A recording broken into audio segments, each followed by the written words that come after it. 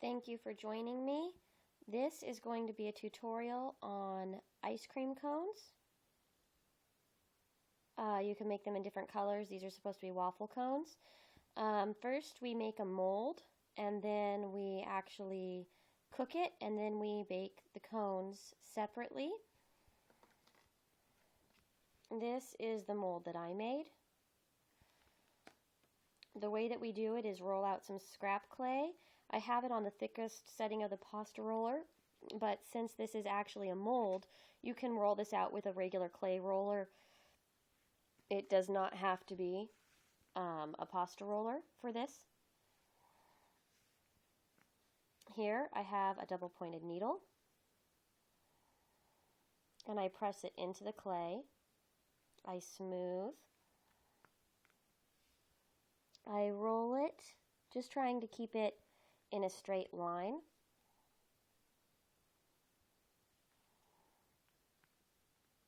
I scoot it a little bit further.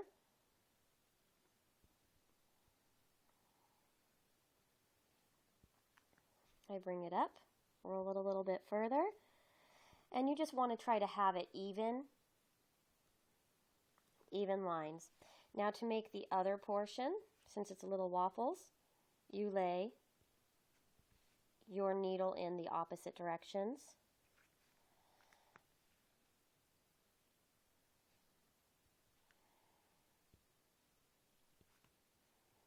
So you keep on moving this way, and you try to keep them square.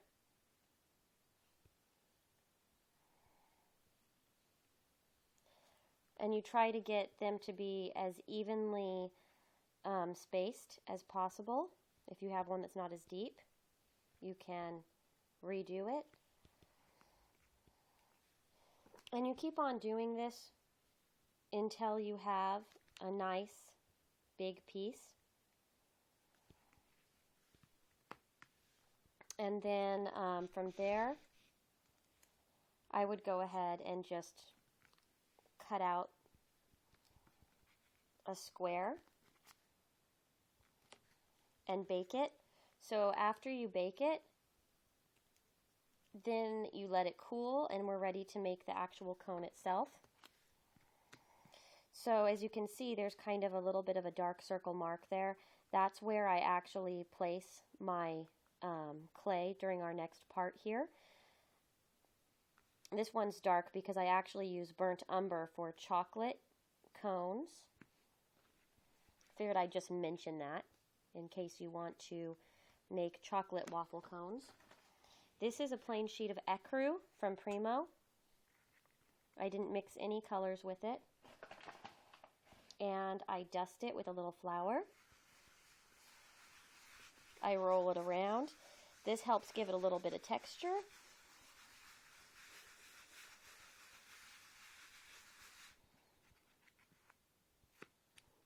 Drop it the other way.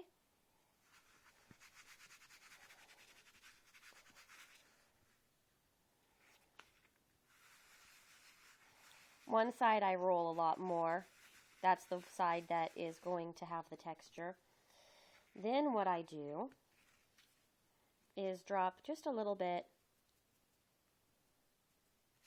on my mold itself. Then I'll blow a little bit of the excess out of the indents. So there we are. This is an inch round circle. Now, technically you don't have to have this. If you had a ball and you squished it into a circle, you could go ahead and place that circle on. I just find that I like to know that it started out a circle completely.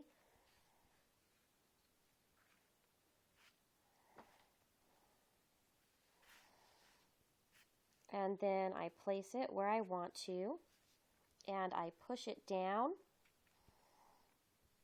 You might want to push it down with 2 fingers like I'm doing, so you don't have it lifting, because it's not going to want to stick with having all that flour on it. And that's the way we want it, because you don't want it to stick to the mold with it being so thin and tearing. So to remove it from our mold, I start lifting with a safety pin, You can see it starts lifting, and there we go. There's our little waffle pattern. Now, if you want it to be a little bit more toasty, you could brush on some yellow ochre and rust-colored pastel. For me, I've actually kind of decided that I like the light pale color of the waffle cone. We just cut it in half. Now, if you wanted the waffle cone to look more realistic on the side, I would suggest taking a paintbrush, and you use a paintbrush on the inside here. You don't need it on the outside, but the inside, right along this edge. If you use a paintbrush right along this edge right here, it will help make it more realistic. I usually don't. I don't mind it being a flat edge. You can see what I mean right here. But if you texture it with a paintbrush, it won't be so smooth and even, and it will look a little bit more realistic.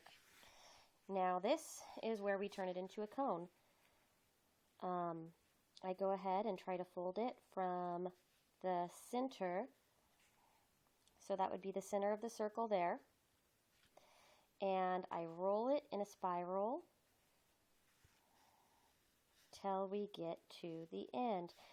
A lot of times when I get to this point, I'll pick it up. I will take my safety pin. I will put a little bit on the flat edge. So this is TLS. And it just acts as a little bit of a glue. And I just finish rolling it.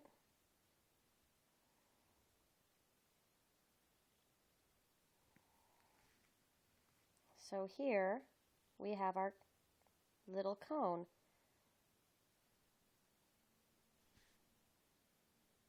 Hopefully I got all that in frame. I watched the whole time instead of watched through my lens. So there we go. That is our waffle cookie cone. So that's it for that one. When it comes out of the oven, and this only has to bake for about 23 minutes. If you're using Primo, it's 275. And then I could actually, once it's cooked, you could trim the edge flat if it's not flat. It usually doesn't bother me if it is or not. This is how it looks inside once it's completely done. You still get the little waffle indentations. If you do put a little bit of the yellow ochre and the burnt umber, it can give it a nice little toasty look, and that helps with really making the waffle area stand out too. So burnt umber from Primo, I use that with actually cocoa powder. Cocoa powder is why you see it dark here. And then after I bake it, I just clean off the cocoa powder, and that gives you a nice chocolate waffle cone, which is great for cookies and cream, or vanilla ice cream with chocolate drizzle coming down. I'll go ahead and show those later at some point. Now, this is how I do my cones. When I do them, I tend to do quite a few of them at one time because I don't like to waste clay. So I just make a whole bunch of circles and just go ahead and do that. So now I'm going to go ahead and complete some more cones so I don't waste the clay I just made. And then I hope that we have enough time for me to do rainbow ice cream. So this is actually inspired by another YouTuber. She is for real food though, and she has a rainbow tie-dye ice cream tutorial. I think it's great fun to make miniature foods and real foods alike, especially if you want to make them as a special gift for kids, for friends. You can have the real food, and then like for an ice cream social, it would be great. You make the actual real food in real life in person, and then you give them a matching charm for a lasting memory so they remember that event. I think that's really fun. So when I do the next tutorial, I will put the link to her ice cream in the tutorial itself. I thought it was a great idea and fit our rainbow theme perfectly. So have fun making the cones, and I will be doing the rainbow ice cream next. Thanks. Bye.